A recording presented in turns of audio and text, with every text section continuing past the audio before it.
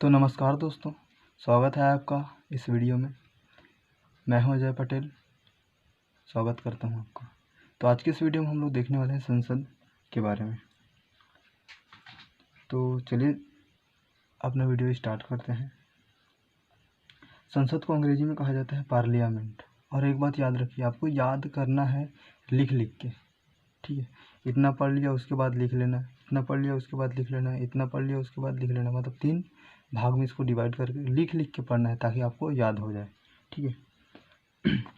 तो संसद को अंग्रेजी में कहा जाता है पार्लियामेंट। अगला है, संसद की जननी कौन सी है, मतलब कहाँ से लिया गया है। तो ब्रिटेन से संसदीय प्रणाली को लिया गया है हमारे देश में। अगला है शब्द, संसद शब्द कहाँ से लिया गया है। तो फ्रेंच भाषा से लिया गया है। फ्रांस की जो भाषा होती है फ्रेंच, वहीं से लिया गया है। अगला है संप्रभुता, भारत की संप्रभुता किसके पास है। तो संसद के पास है। भारत की संप्रभुता संसद के पास है। अगर 370 हटाना था तो 370 हटा दिया, एनआरसी लागू करना था तो एनआरसी लागू कर दिया। ये किसने किया? संसद ने। तो सांसद लोग मीटिंग करते हैं, वहाँ पे जो सभा होती है उसमें ये सब पारित होता है। एनआरसी जैसे 370 का बिल पारित हुआ, इसीलिए वो हटाया गया। एनआरसी का बिल पारित हुआ तब हटाया गया। तो ये संसद में पारित होता है, दोनों सदनों में, ठीक है। तो भारत आंतरिक व बाहरी रूप से सक्षम है अपना निर्णय खुद लेने के लिए। किसी का दबाव नहीं है, किसी भी देश का दबाव नहीं है, अपना निर्णय खुद लेता है। इसीलिए इसे संप्रभुता बोलते हैं, मतलब स्वयं का प्रभु, अपनी इच्छा अनुसार काम करना। ओके। अगला है अंतर्राष्ट्रीय संधि बिना उस राज्य की सहमति के। तो मोदी जी अगर कल को यूएस चले गए या ब्रिटेन चले गए, वहाँ ऋषि सुनक से मिलकर भारत में कोई कंपनी इस्टेब्लिश करना चाहते हैं, तो क्या मोदी जी को जिस राज्य में कंपनी इस्टेब्लिश करना है उस राज्य के मुख्यमंत्री से बात करनी होगी या फिर विधानसभा में जाके चर्चा करनी होगी? नहीं, ऐसा कुछ नहीं होता। मोदी जी ऐलान कर दिए तो कर दिए, क्योंकि ये संसद की तरफ से है, ठीक है। संसद ही तय करती है कि क्या करना है, उसमें उस राज्य की कोई हस्तक्षेप नहीं रहेगी। ओके।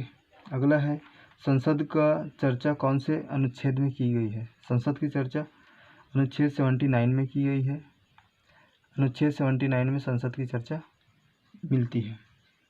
अगला है अंग, संसद के कितने अंग हैं। तो संसद के 3 अंग हैं, लोकसभा, राज्यसभा व राष्ट्रपति। और अगला है सदन, तो संसद के 2 सदन हैं, लोकसभा व राज्यसभा। ओके। यहाँ पे स्टूडेंट्स लोग कंफ्यूज हो जाते हैं कि संसद 2 सदन होते हैं, अंग में 2 सदन होते हैं, या फिर कितना लिखना है, 3 लिखना है या फिर 2 लिखना है। तो सदन अगर पूछा जाएगा तो आपको 2 ही लिखना है, लोकसभा व राज्यसभा। और अगर अंग पूछा जाएगा तो लोकसभा, राज्यसभा व राष्ट्रपति, इन तीनों को मिलाकर संसद बनता है, ठीक है। संसद का 3 अंग है। अगला है संसद, तो पुरानी संसद जो है उसे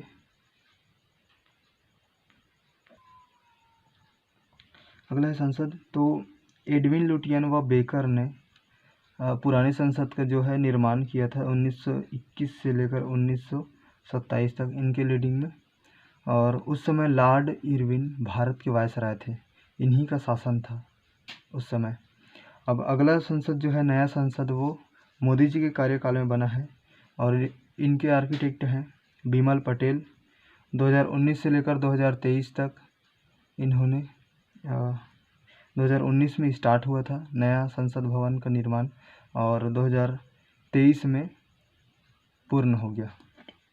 अगला है सदस्य, संसद का सदस्य कौन होता है। तो एमपी, जिन्हें हम लोग एमपी कहते हैं, वही संसद के सदस्य होते हैं। जो संसद भवन में बैठते हैं उन्हें सांसद कहा जाता है, एमपी कहा जाता है। तो 10 लाख की जनसंख्या पर एक एमपी चुना जाता है, ठीक है। अगला है संसद की संरचना। तो संसद की संरचना कैसे ऐसे है, संसद की संरचना, ठीक है। इस साइड है लोकसभा, इस साइड है राज्यसभा और बीच में है सेंट्रल हॉल। इसी हॉल में भारत का संविधान लिखा गया था और इसी हॉल में जब संयुक्त अधिवेशन होता है तो इसी हॉल में होता है। राज्यसभा के लोग लोकसभा में नहीं जाते, ना ही लोकसभा के लोग राज्यसभा में जाते हैं। तो सेंट्रल हॉल में संयुक्त अधिवेशन होता है, ठीक है। यहाँ जो बैठते हैं उन्हीं को सांसद कहते हैं, एमपी कहते हैं। यहाँ जो बैठने वाले सदस्य हैं उन्हीं को, ठीक है। अगला है ब्रिटेन में और यूएस में, USA United states of America में लोकसभा और राज्यसभा को क्या कहा जाता है? तो लोकसभा को हाउस ऑफ कॉमन कहा जाता है ब्रिटेन में, और हाउस ऑफ रिप्रेजेंटेटिव यूएस में कहा जाता है, और राज्यसभा को हाउस ऑफ लॉर्ड्स, बड़े लोगों का घर, ब्रिटेन में कहा जाता है, और सीनेट कहा जाता है यूएस में, ठीक है। तो इस वीडियो को ज़्यादा से ज़्यादा शेयर करिएगा। अगर पसंद आया तो लाइक शेयर सब्सक्राइब, ऐसे ही वीडियोस मैं लाने वाला हूँ। और जब भी आप वीडियो देखते हैं तो लिख कर देखना है आपको, ताकि पूरा याद हो सके। लिखने से याद होता है। मैंने हज़ारों वीडियोस देखे हैं लेकिन मुझे आज तक याद नहीं हुआ, क्योंकि मैं लिखता नहीं था। अब लिखा तो एक वीडियो, अब इसके बारे में अगर आप मुझसे पूछोगे ना तो कहीं भी मैं इसको बता दूंगा। तो लिखने की ताकत ये होती है, सिर्फ वीडियो देखना नहीं है, इससे आपको नींद भी नहीं आएगी। एक बार ट्राई करके देखना एक बार, ओके। तो लाइक शेयर सब्सक्राइब, धन्यवाद।